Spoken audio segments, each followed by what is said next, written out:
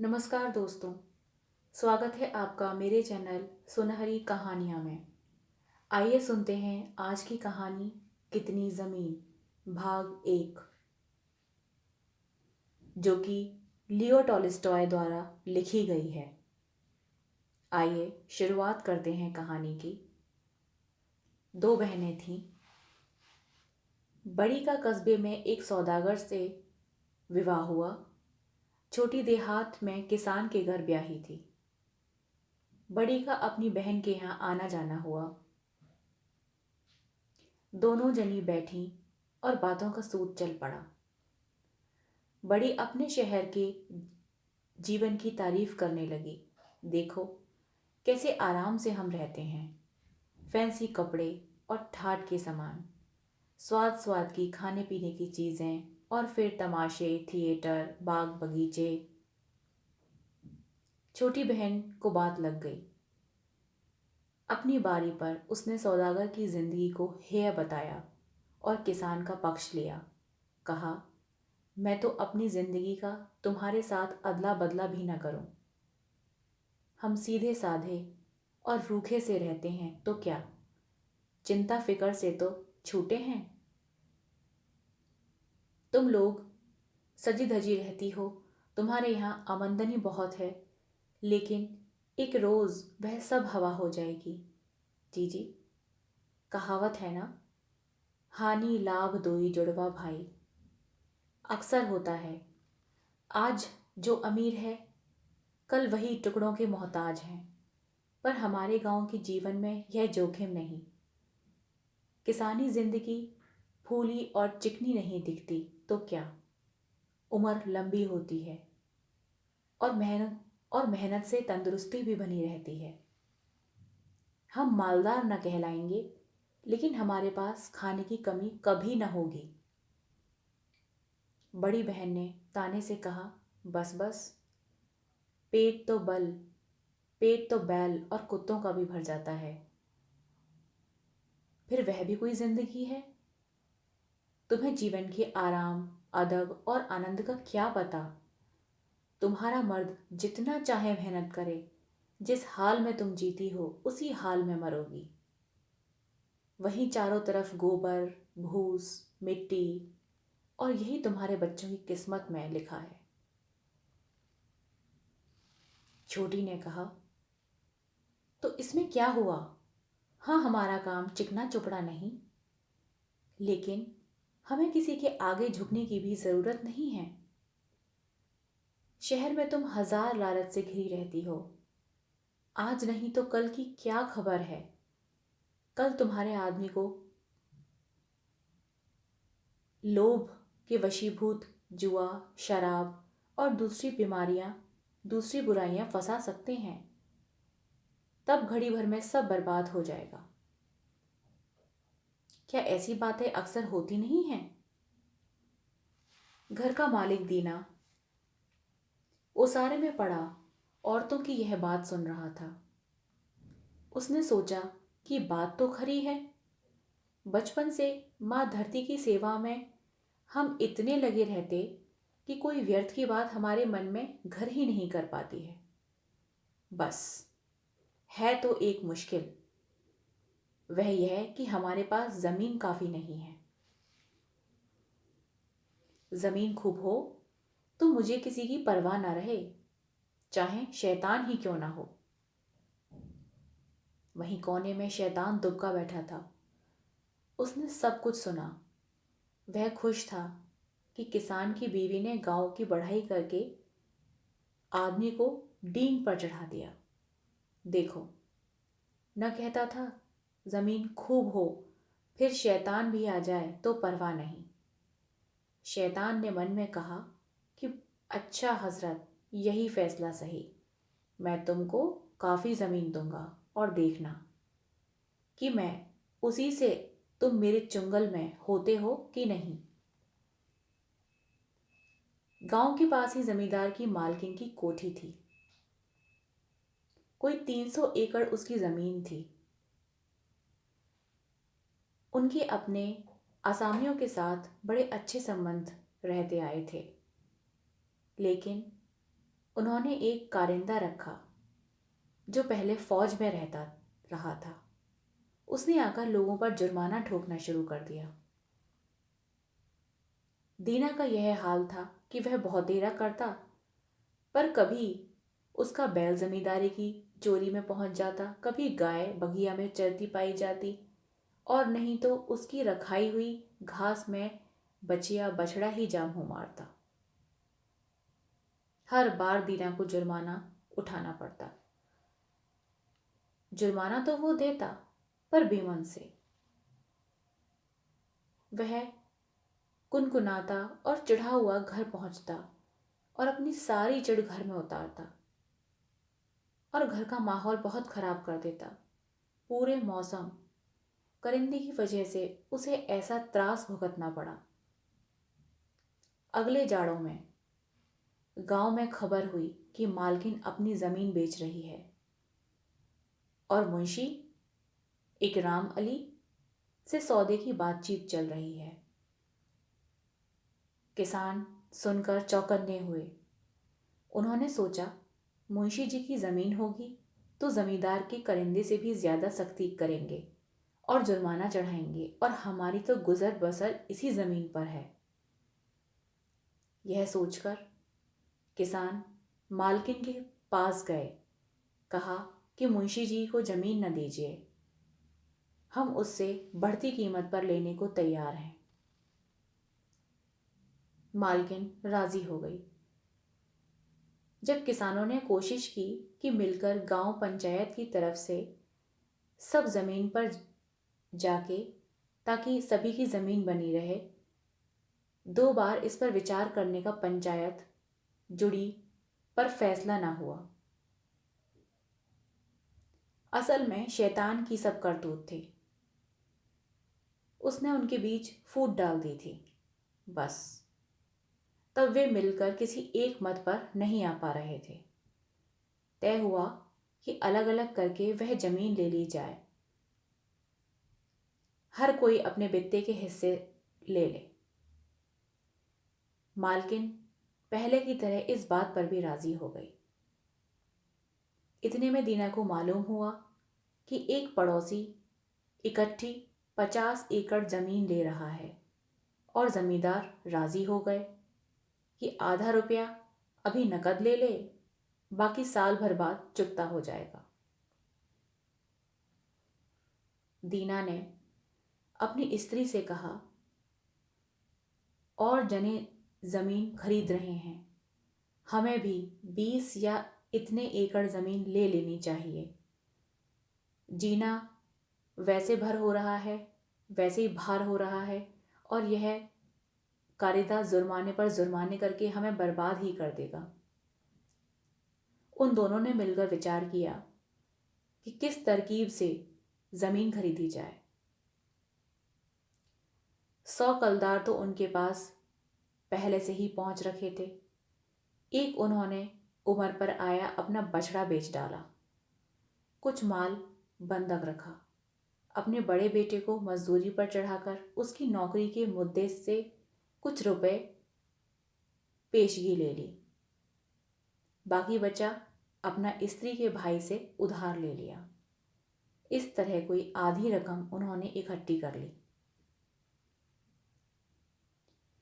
इतना करे, दीना ने एक 40 एकड़ जमीन का टुकड़ा पसंद किया, जिसमें कुछ हिस्से में दरख्त भी खड़े थे। मालकिन के पास उसका सौदा करने पहुंचा। सौदा पट गया और वहीं की वही नकद उसने साईं को दे दी। फिर कस्बे में जाकर लिखा पढ़ी पक्की कर ली। अब दीना के पास अपनी निजी जमीन थी। उसने बीज खरीदा और इसी जमीन पर बोया। इस तरह अब वह खुद जमींदार हो गया। इस तरह दीना काफी खुशहाल था। उसके संतोष में कोई कमी न रहती। अगर पड़ोसियों की तरफ से उसे पूरा चैन मिल सकता। कभी कभी उसे खेतों पर पड़ोसियों के मवेशी आ चढ़ते। दीना ने बहुत विनय के साथ समझाया, लेकिन कुछ फर्क नहीं हुआ। उसके बाद और तो और छोकरे गांव की गाय को दिन दहाड़े उसकी जमीन पर छोड़ देने लगे। रात को बैल खेतों का नुकसान करते। दीना ने उनको बार बार निकलवाया और बार बार उसने उनके मालिक को माफ किया। एक अरसे तक वह धीरज बांधे रखा और किसी के खिलाफ कार्यवाही नहीं की, लेकिन कब तक? आखिर उसका धीरज टूट गया और उसने अदालत में दरख्वास्त दी। मन में जानता था कि मुसीबत की असली वजह यही है कि लोगों के पास जमीन नहीं है और जानबूझकर दीना को सताने की मंशा किसी की भी नहीं है। लेकिन उसने सोचा कि इस तरह मैं नरमी दिखाता रहूंगा तो वे लोग शह पाते जाएंगे और मेरे साथ और मेरे पास जितना है सब बर्बाद कर देंगे। नहीं, उनको एक सबक तो जरूर सिखाना चाहिए। सो उसने ठान ली, एक सबक दिया। नतीजा यह कि 2-3 किसानों पर अदालत में जुर्माना हो गया। इस पर तो पास पड़ोस के लोग दीना से कीना रखने लगे। अब कभी कभी जानबूझकर भी तंग करने के लिए अपने मवेशी उसके खेत में छोड़ देते थे। एक आदमी गया और उसे ज़रूरत अगर घर में ईंधन की थी तो उसने रात में जाकर पूरे शीशम के दरख्त काट दिए। दीना ने सवेरे घूमते हुए देखा कि पेड़ कटे हुए हैं, वे धरती से सटे हैं और उसकी जगह खड़े ठूंठ मानो दीना को चिढ़ा रहे हैं। दीना उसको देखकर तैश में आ गया। उसने सोचा कि अगर दुष्ट ने यहाँ का तो दूसरा दूर का पेड़ काटा होता तो भी गनीमत थी, लेकिन कमबख्त ने आसपास के सब पेड़ काटकर बगिया को वीरान कर दिया। पता लगे तो खबर लिए बिना छोड़ूंगा नहीं। उसने जानने के लिए सर खुजलाया कि यह करतूत किसकी हो सकती है। आखिर तय किया कि हो ना हो यह धन्नु होगा, और कोई ऐसा नहीं कर सकता। यह सोच धन्नु की तरफ गया और शायद कुछ सबूत मिल जाए, लेकिन वहां कुछ चोरी का सबूत नहीं मिला और आपस में कहा सुनी और तेजा ताजी के सिवा कुछ नतीजा न निकला।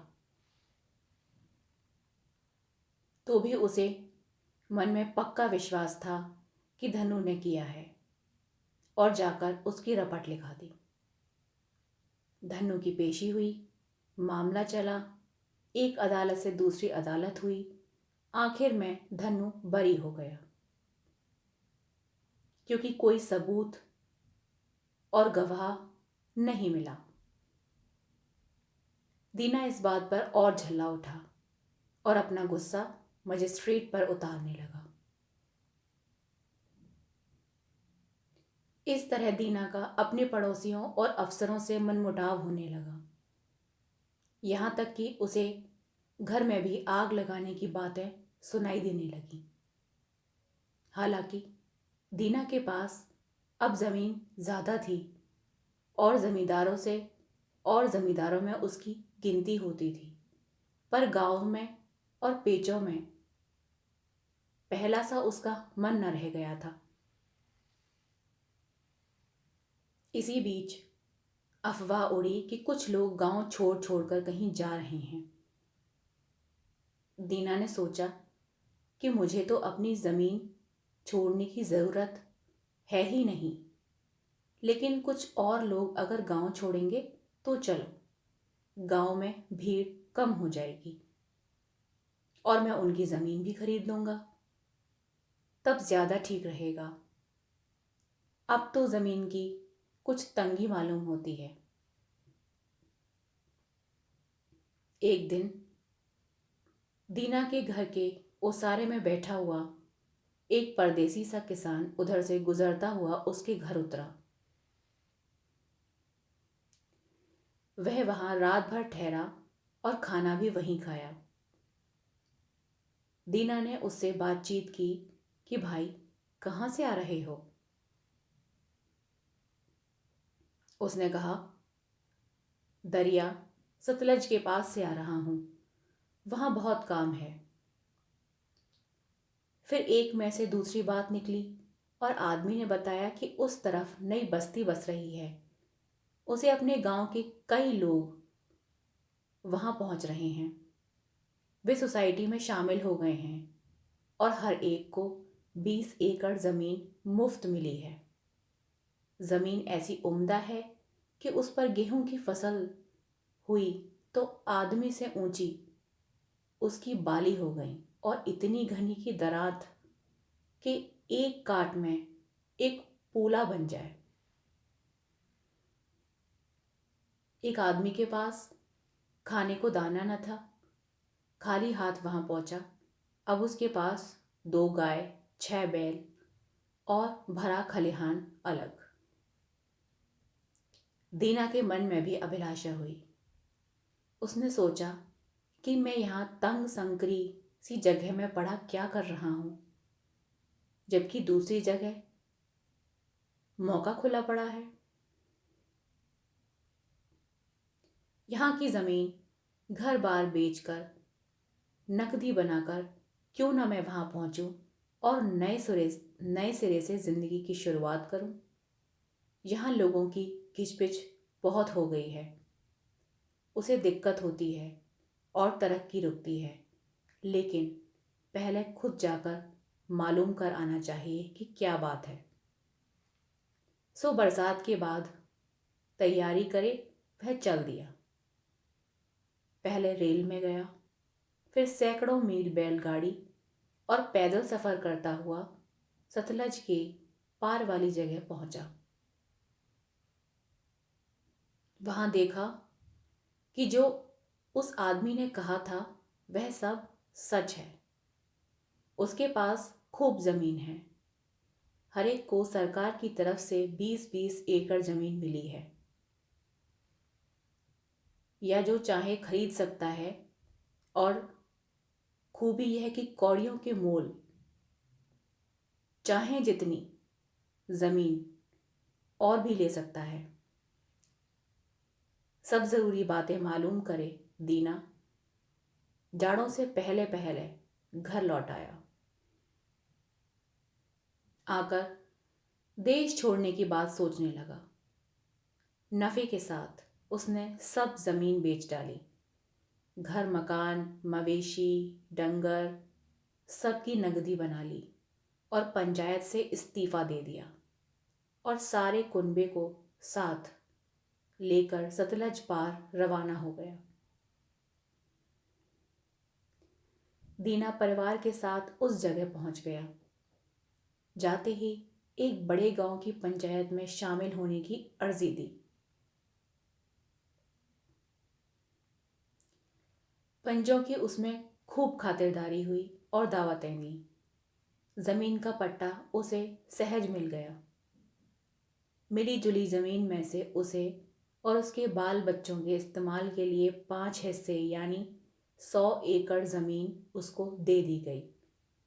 वह सब इकट्ठी नहीं थी, कई जगह टुकड़े थे। अलावा इसके पंचायती चरागाह भी उसके लिए खोल दिया गया। दीना ने जरूरी इमारतें अपने लिए खड़ी की और मवेशी खरीद लिए। शामलात जमीन में से ही अब उसने इतना मिल गया कि पहले से तिगुनी और जमीन उपजाऊ थी। वह पहले से कई गुना खुशहाल हो गया और उसके पास काफी पैसे जमा हो गए। उस पास चराई के लिए खुला मैदान पड़ा था और जितने चाहे वह ढोर रख सकता था। पहले तो वहां जमने और मकान बकान बनवाने का उसे रस रहा। अब अब वह अपने से खुश था और उसे गर्व मालूम होता था। पर अब वह इस खुशहाली का आदी हो गया और उसे लगने लगा कि यह जमीन भी काफी नहीं, और होती तो अच्छा होता। पहले साल उसने गेहूं बोवाया और जमीन ने अच्छी फसल दी। वह फिर गेहूं ही बोते जाना था, पर उसके लिए जमीन काफी न थी। जो एक बार फसल दे चुकी थी वह उसे तरफ एक बार दोबारा गेहूं नहीं देती थी। 1 या 2 साल उसमें गेहूं ले सकते थे, फिर जरूरी होता था कि धरती को आराम दिया जाए। बहुत लोग ऐसी जमीन चाहने वाले थे, लेकिन सबके लिए आती कहां से। इससे खींचतानी होती चली गई। जो संपन्न थे वह गेहूं उगाने के लिए जमीन चाहते थे, जो गरीब थे वे अपनी जमीन से जैसे तैसे पैसा वसूल करना चाहते थे ताकि टैक्स वगैरह अदा कर सकें। दीना और गेहूं बोना चाहता था, इसीलिए 1 साल के लिए किराए पर उसने और जमीन ले ली। खूब गेहूं बोया और फसल भी खूब हुई, लेकिन जमीन गांव से दूर पड़ी थी और गल्ला मीलों दूरी से गाड़ी में भर भर के लाना होता था। कुछ दिन बाद दीना ने देखा कि कुछ बड़े बड़े लोग अलग फार्म डाल रहे हैं और बहुत पैसा कमा रहे हैं। उसने सोचा कि अगर मैं इकट्ठी कायमी जमीन ले लूं और वहीं घर बसा कर रहूं तो बात ही अलग हो जाए। इस तरह इकट्ठी और कायमी जमीन खरीदने का सवाल बार बार उसके मन में उठने लगा। 3 साल इस तरह निकल गए। दीना जमीन किराए पर लेता और गेहूं बोता। मौसम ठीक गए, काश्त अच्छी हुई और उस पर माल जमा होने लगा। वह इसी तरह संतोष से बढ़ता जा सकता था, लेकिन हर साल और लोगों से जमीन किराए पर लेने और उसके लिए कोशिश और सिरदर्दी करने से वह थक गया था। अब जमीन अच्छी होती, वही लेने वाले दौड़ पड़ते। इससे बहुत चौकस और होशियार न रहा जाता तो जमीन मिलना असंभव था। यह एक परेशानी की बात थी। जिस पर तीसरे साल ऐसा हुआ कि दीना ने एक महाजन के साझे में कुछ कष्टकारों से एक जमीन किराए में ली। जमीन गोड़कर तैयार हो चुकी थी। कुछ आपस में तनातनी हुई और किसान लोग झगड़ा लेकर अदालत पहुंचे। अदालत से फिर मामला बिगड़ गया और की कराई मेहनत बेकार हो गई। दीना ने सोचा, अगर कहीं जमीन मेरी कयामी मिल्कियत की होती तो मैं आजाद होता और क्यों इस पचड़े में पड़ता और बखेड़ा बढ़ता। उस दिन से वह जमीन के लिए निगाह रखने लगा। आखिर एक किसान मिला जिसने 1,000 जमीन खरीदी थी, लेकिन पीछे उसकी हालत संभाल न सके। अब मुसीबत में पड़कर वह उसे सस्ती देने को तैयार था। दीना ने बात उससे चलाई और सौदा करना शुरू किया। आदमी मुसीबत में था, इससे दीना भाव दर में कमी करने लगा। आखिर कीमत 1,000 रुपये तय हो पाई। कुछ नकद दे दिया, बाकी फिर सौदा पक्का हो गया कि एक सौदागर अपने घोड़े के दाने पाने के लिए उसे घर के आगे ठहरा। उससे दीना की बातचीत हुई और सौदागर ने कहा, मैं नर्मदा नदी के उस पार से चला आ रहा हूँ। वहाँ 1500 एकड़ उम्दा ज़मीन कुल 500 रुपये में मैंने खरीदी थी। यह सुनकर दीना ने उससे और सवाल पूछे। सौदागर ने कहा, बात यह है कि अफसर चौधरी से मेल मुलाकात करने का हुनर चाहिए। 100 से ज़्यादा रुपए तो मैंने रेशमी कपड़े और गलीचे देने में खर्च किए होंगे। फिर शराब, फल, मेवों की डलिया, चाय सेट वगैरह के उपहार अलग। नतीजा यह है कि फ्री एकड़ मुझे ज़मीन आनों के भाव में पड़ गई। कहकर सौदागर ने अपने दस्तावेज सब दीना के सामने कर दिए। फिर कहा, ज़मीन ऐन नदी के किनारे है और सारे का सारा कितना इकट्ठा है, उपजाऊ इतना कि क्या पूछो। दीना ने इस पर उत्सुकता पूर्वक सौदागर से सवाल पर सवाल किए। उसने बताया, वहां जितनी जमीन है इतनी कि तुम महीनों चलो तो पूरी ना हो। वहां के लोग इतने सीधे जैसे भेड़ और जमीन समझो, मुफ्त के भाव ले सकते हो। दीना ने सोचा, यह ठीक रहेगा। भला मैं 1000 एकड़ के लिए 1000 रुपया क्यों फंसाऊं? अगर वहां जाकर इतना रुपया जमीन में लगाऊं तो यहां से कई गुना ज्यादा जमीन मुझे पड़ जाएगी। दीना ने पूछताछ की, उस जगह कैसे जाया जाए। सौदागर ने सब बता दिया। वह चला गया तो दीना ने भी अपनी तैयारियां शुरू की। बीवी को कहा कि घर देखना और खुद एक आदमी को साथ ले यात्रा पर निकल पड़ा। रास्ते में एक शहर में ठहरकर वहां से चाय के डब्बे, शराब, इस तरह के उपहार की चीजें जो सौदागर ने बताई थीं ले ली। फिर दोनों बढ़ते चले गए, बढ़ते चले गए। चलते चलते आखिर 7वें रोज वहां पहुंचे जहां से कोल लोगों की बस्ती शुरू होती थी। उसने देखा कि सौदागर ने जो बात बताई थी वह सही थी। दरिया के पास जमीन ही जमीन थी, सब खाली। ये लोग उससे काम न लेते थे।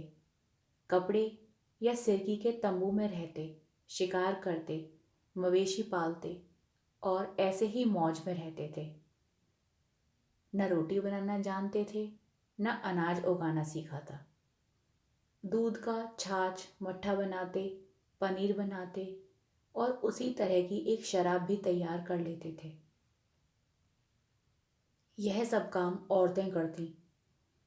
मर्द खाने पीने और फुर्सत के वक्त चैन की बंसी बजाने में रहते। वे लोग मजबूत और स्वस्थ थे और काम धाम के नाम बिना कुछ किए मगन रहते थे। अपने से बाहर उन्हें कुछ पता न था। पढ़ना लिखना नहीं जानते थे और हिंदी तक नहीं जानते थे, पर थे भोले भाले। दीना को देखते ही अपने तंबुओं से निकल आए और उसके चारों ओर जमघट लगाकर खड़े हो गए। उनमें से एक दुभाषिए की मार्फत दीना ने बताया कि मैं जमीन की खातिर आया हूं। वे लोग बड़े खुश मालूम हुए। बड़ी आव भगत के साथ वे उसे अपने अच्छे से अच्छे डेरे में ले गए। वहां कालीन पर बिछे गद्दे पर बिठाया और खुद नीचे चारों तरफ बैठकर जमा हो गए।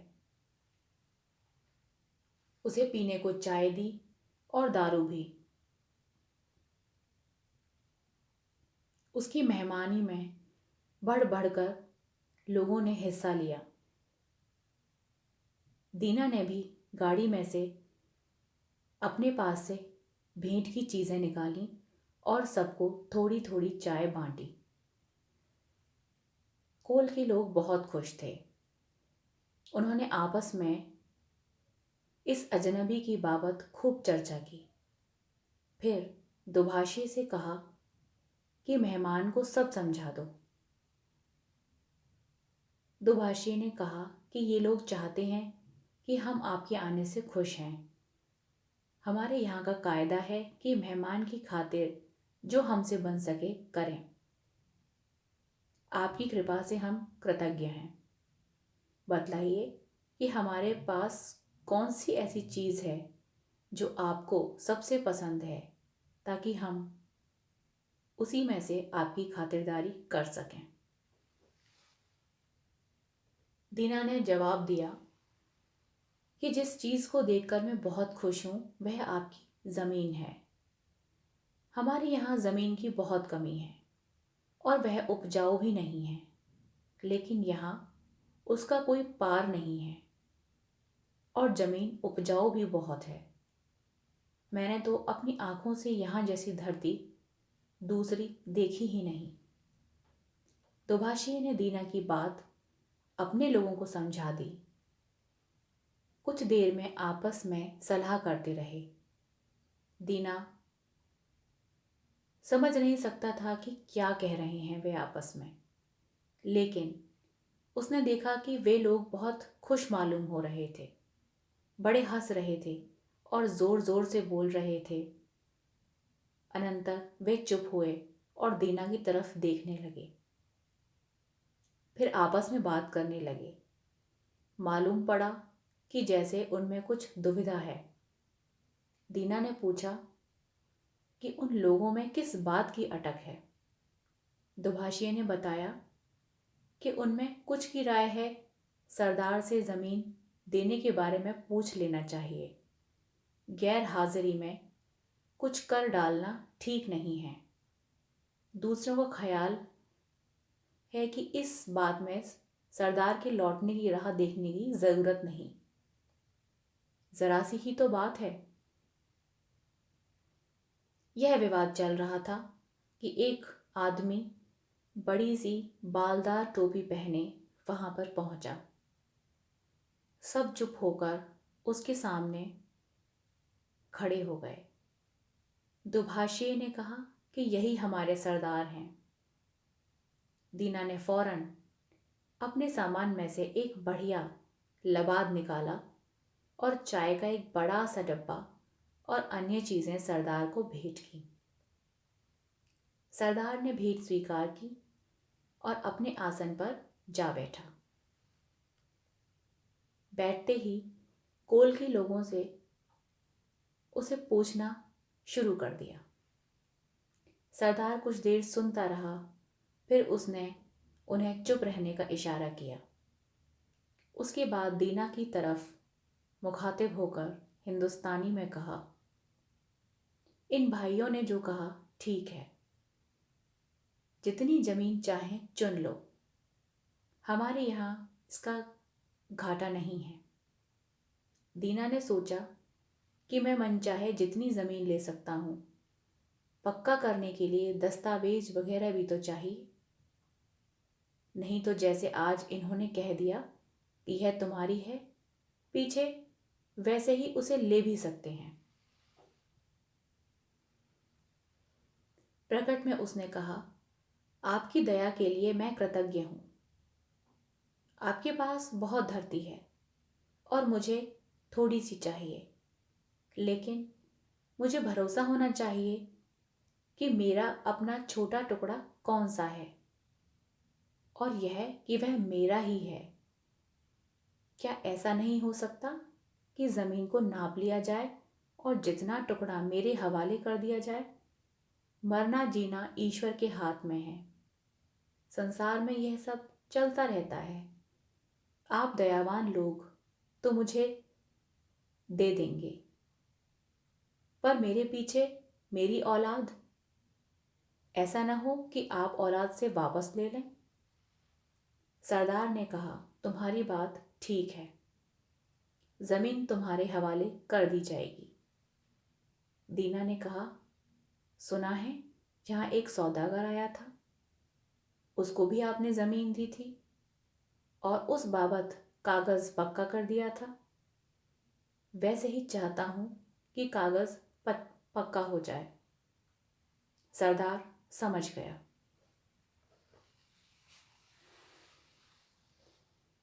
आशा करती हूँ कि आपको ये कहानी अभी तक भाग 1 पसंद आया हो। भाग 2 अगली कहानी में आपको सुनने के लिए मिलेगा। जब तक के लिए धन्यवाद।